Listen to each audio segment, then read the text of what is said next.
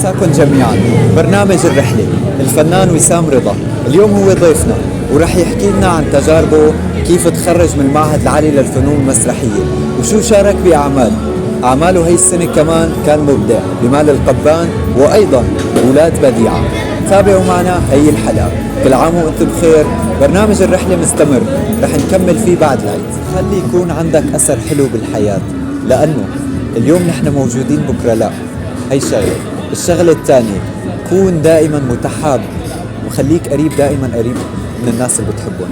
محمد نور جنيد، واتمنى لكم مشاهدة ممتعة. يعطيكم ألف عافية، وإن شاء الله رمضان كريم، وكل عام وجميع اللي عم يشوفونا ويسمعونا بألف خير، ينعاد عليكم بالصحة والعافية. أنا وسام رضا، خريج المعهد العالي للفنون المسرحية عام 2022.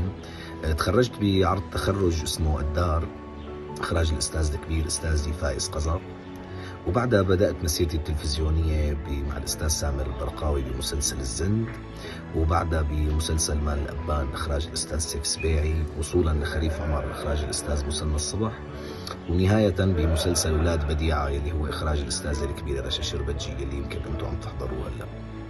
بدي حبيتك إني شارككم رحلتي ببرنامج الرحلة.